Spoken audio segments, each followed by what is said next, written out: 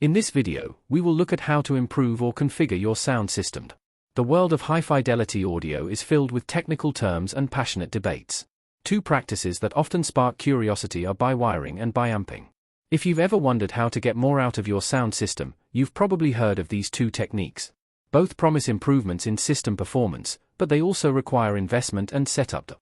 Today, we will explore these connection techniques in depth, breaking down what they are, how they work, their advantages, disadvantages, and whether you should actually implement them in your system. We will also show you how to do them correctly. Before we start, we ask that if you haven't already, please subscribe to our channel. It costs you nothing and greatly supports us in creating more videos. Thank you for your collaboration. Bi-wiring is a connection technique that uses two pairs of cables to connect a single amplifier to a speaker designed for this purpose. Speakers compatible with bi-wiring have two pairs of terminals, one for high frequencies and another for low frequencies, instead of the standard single pair. Imagine you have a single amplifier and high-quality speakers like the KEF R3 or the B&W 705, both compatible with this technique. Instead of using a single pair of cables, bi-wiring uses two pairs, separating the high and low frequencies. In this case, the speakers have two pairs of terminals, one for high frequencies and another for low frequencies. This way, each frequency range gets its own path, reducing potential interference between them. Bi-amping is a more advanced technique. Here, you don't just use two pairs of cables, but two amplifiers, one for the highs and another for the lows. This method offers a higher level of control and power, ideal for larger systems or acoustically treated rooms. There are two types of bi-amping. Passive bi-amping, which uses the internal crossovers of the speaker. Active bi-amping, where an external crossover is used, such as the Mini DSP 2x4 HD, which divides the signals before sending them to the amplifiers. Later on, we will show you the step-by-step process for how to properly set up and connect these components with a concrete example. Stay tuned, it will be very helpful, and you'll understand more about how it works. Advantages of bi-wiring. It improves frequency separation, reducing interference between highs and lows. Provides greater clarity in sound, especially on mid to high-end speakers. This is particularly noticeable in detailed musical genres like jazz or classical music. It's easy to implement and less expensive than bi-amping. Disadvantages. The benefits may be subtle in some systems.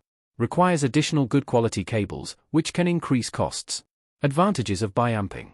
Complete control, each frequency range gets independent power, ideal for dynamic music like rock. Increased power, with two amplifiers, you can handle more demanding speakers, larger ones, or setups in medium to large rooms. Sound flexibility, adjusting an active crossover allows you to customize your listening experience. Disadvantages.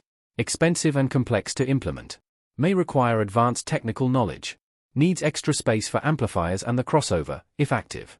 Bi-wiring is ideal for audiophiles looking for an affordable upgrade for mid to high-end systems and is recommended for speakers specifically designed for bi-wiring. Bi-amping is for advanced users with high-end systems and medium to large-sized rooms, and it's perfect for those who want to customize every aspect of their sound. How to perform bi-wiring. Verify compatibility. Ensure that your speakers have separate terminals for high and low frequencies. Check your speaker and amplifier manuals. Buy appropriate cables. You'll need two pairs of cables with banana or spade connectors.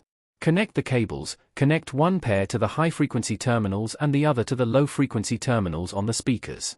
On the amplifier, both pairs should go to the corresponding terminals. Remove the bridges. Be sure to remove the jumpers between the high and low-frequency terminals on the speakers. Test and adjust. Listen to high-quality music and adjust to your preferences. Now, let's look at the step-by-step guide for bi-amping correctly, with a graphical example. For this example, we'll assemble an advanced active bi-amping system that includes a turntable, a preamplifier, an external crossover, mono amplifiers, and compatible speakers. Equipment used in the example. Turntable, Macintosh MT5, with integrated millimeter cartridge. Preamplifier, Macintosh C2700, compatible with phono inputs and balanced outputs. Active crossover, Mini DSP SHD, advanced frequency control and DSP configuration. Mono amplifier for highs, Mark Levinson No. 531H. Mono amplifier for lows, Rotel Mikey M8. Speakers, Dynaudio Confidence 30, with dual terminals.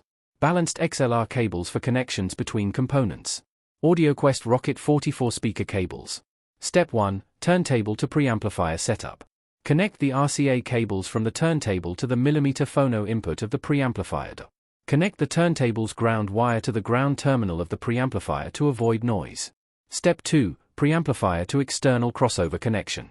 Connect the preamplifier's output to the input of the crossover DO. Set the preamplifier to send the stereo signal from the selected source, in this case, the turntable. Step 3. External crossover setup. Program the Mini-DSP SHD. Connect the Mini-DSP to your computer via USB and access the setup software. Define the crossover frequencies. Lows, 20 Hz to 250 Hz. Highs, 250 Hz and above. Adjust the gain of each channel to balance levels between the amplifiers. Save the configuration on the Mini-DSP. Step 4. Connecting the crossover to mono amplifiers. First, connect the low-frequency outputs from the Mini-DSP SHD to the balanced input of the Rotel amplifier. Next, connect the high-frequency outputs from the Mini-DSP to the balanced input of the Mark Levinson amplifier. Step 5. Connecting the amplifiers to the speakers. Remove the jumpers from the dual terminals on the speakers. Connect one amplifier to the low-frequency terminals on the speakers with speaker cable. Connect the other amplifier to the high-frequency terminals with another speaker cable. Remember to check the polarity, ensure the speaker cables are connected correctly to plus and dash. Final setup. Once everything is connected, power up the equipment in order. First, turn on the turntable and preamplifier. Next, turn on the crossover.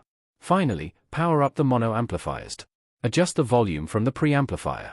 Testing and final adjustments. Use a test disc or music you know well to check the balance between the lows and highs.